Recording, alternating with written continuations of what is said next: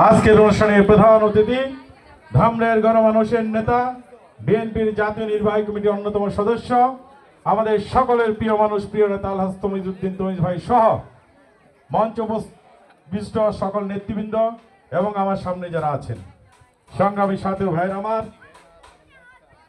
যখন এখানে উপস্থিত হলাম কাঠফুলের রৌদ্র ছিল, আমরা এই পাশে বসা ছিলাম, আপনারা ঠিক ওই পাশে বসা ছিলেন। দেখে কষ্ট লেগেছে, রৌদ্রের মধ্যেও আপনারা মা বোনেরা মুরব্বীরা এই মিটিংকে সফল করার জন্য কষ্ট করে বসে আছেন। এ কথা এই জন্য বলছি, আমাদের রাজনীতির কিছু কিছু সময় পট পরিবর্তন ঘটে।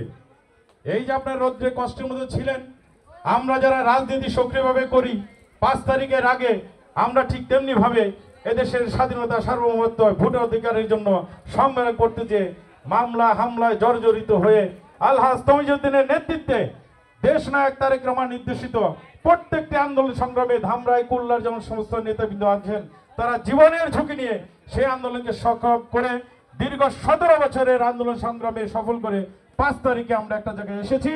এসে আজকে আমাদের প্রিয় মানুষগুলির সাথে আমরা বসার সুযোগ পেয়েছি। ভাইয়ের আমার, এখন আন্দোলন সংগ্রাম শেষ।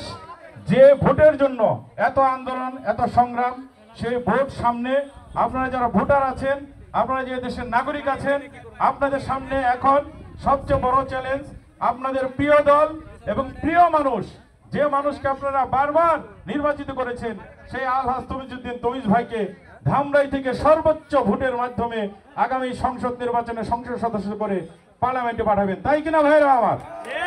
আমি আর কথা বাড়াবো না।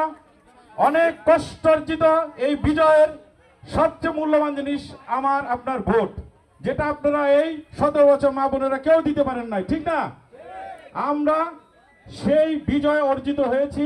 আশা করি এটাকে আপনারা মূল্যবান ধরে ঘরে ঘরে বিএনপির পক্ষে প্রচারণা চালাবেন, আলহাজ তমিজউদ্দিন ভাইয়ের পক্ষে প্রচারণা চালিয়ে সেই সুদিন যেদিন আমরা পার্লামেন্টে যেতে পারবো সেদিন হবে আমাদের বিজয়ের শেষ দিন। সবাইকে সেই দিনের প্রতীক্ষায় আমন্ত্রণ জানিয়ে আশা ভরসা করে আমি আমার সংক্ষিপ্ত বক্তব্য শেষ করছি। খোদা হাফেজ। বাংলাদেশ জিন্দাবাদ, বাংলাদেশ জাতীয়তাবাদী দল জিন্দাবাদ, শহীদ যে অমর হোক, দেশনেত্রী বেগম খালেদা জিয়া জিন্দাবাদ, তারেক রহমান জিন্দাবাদ, আমার প্রিয় নেতা আলহাজ তমিজউদ্দিন জিন্দাবাদ। ধন্যবাদ। ধন্যবাদ স্বপন ভাইকে।